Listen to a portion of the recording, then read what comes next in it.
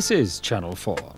Now a special three-part tribute to the late Salvador Dali, which begins with a trip back to the age of Aquarius, the forerunner of the South Bank show, and a rare film of one of Dali's favourite subjects, himself. So let me not to the marriage of cybernetic minds admit impediment. Over to Humphrey Burton. This is the dawning of the age of Aquarius, age of Aquarius, Aquarius.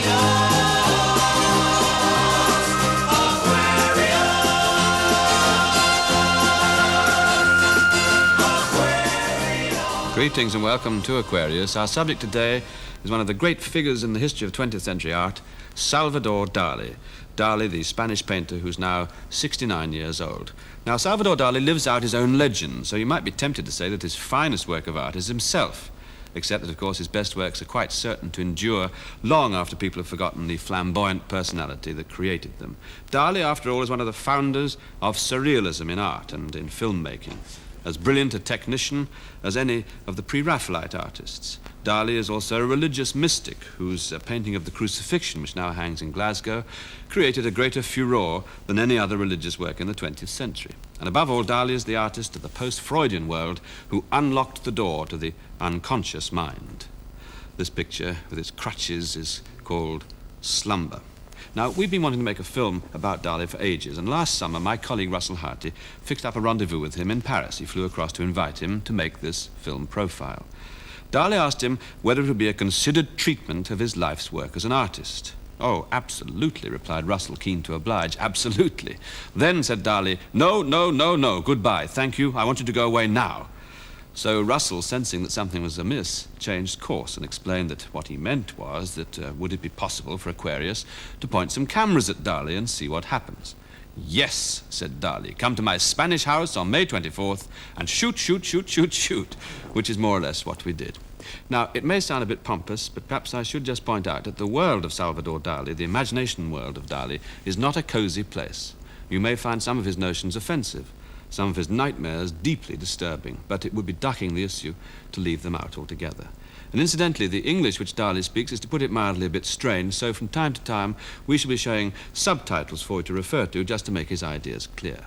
So anyway, here now is the film record which Russell Harty and his director Bruce Gowers have made of a bizarre weekend indeed on the Costa Brava, a film we call Hello, Dali.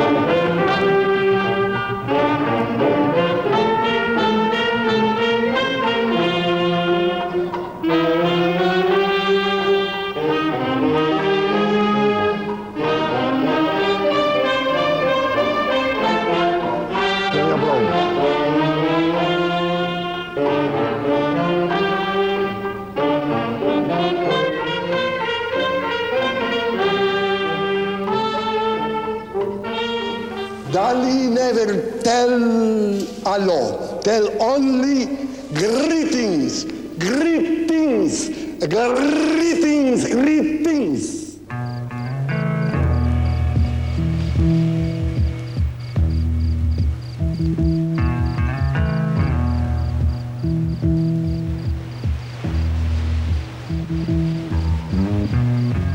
Every morning when the sun rises in Spain, it lights up Salvador Dali before any other man.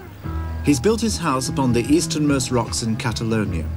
It's a tiny fishing community called Port Legat, and it hugs the shoreline. And this master of surrealism and showmanship paints nowhere else but here. The house is a bizarre collection of patios and pools, and statues and fountains, eggs and olive trees, pan tiles and whitewash.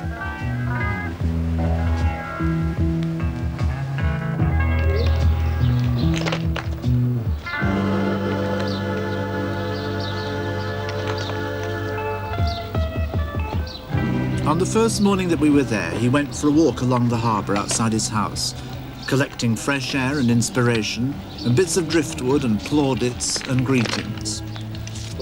He's an outsized showman, and he decided to wear a pair of very gaudy socks Elvis Presley had given him.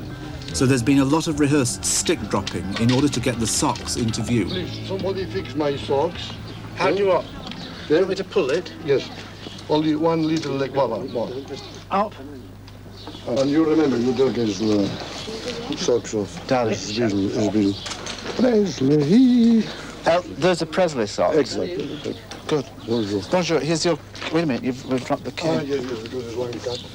Monsieur. He misses no unrehearsed opportunity to behave like a Catalonian pope, scattering his blessings where he will. Bring little nugget embryons, but it's possible to put one cross. Good morning, good morning, good morning. Bonjour. Adios. Fantástico. Muchas gracias. Gracias. Buenas tardes, muchas gracias. Gracias.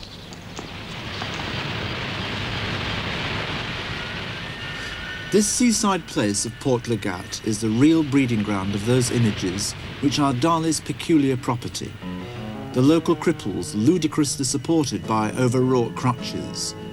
The shoreline littered with clocks and watches, softened by the sea and sand, and hardened into their softness by Dali's self-confessed cybernetic mind.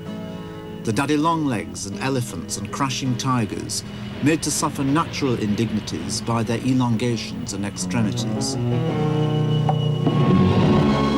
And Jesus, having his last dinner party in a cafe which shares the same view as Dali, overlooking the shoreline at Port Legat.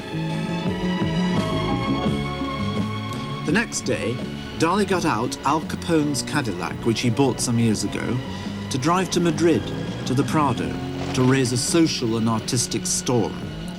The Prado is Spain's national gallery, and Dali today delivered a lecture arrogantly entitled Velázquez and Me. Velázquez empieza a ser realmente el monarca. The reason why he managed to stage this event in the Prado, the first time any living painter has been allowed to open his mouth there, is because he combined the lecture with the finishing of a portrait of General Franco's granddaughter. Dali fancies himself as the court painter, and the museum was filled with Spanish royals and with Franco's family.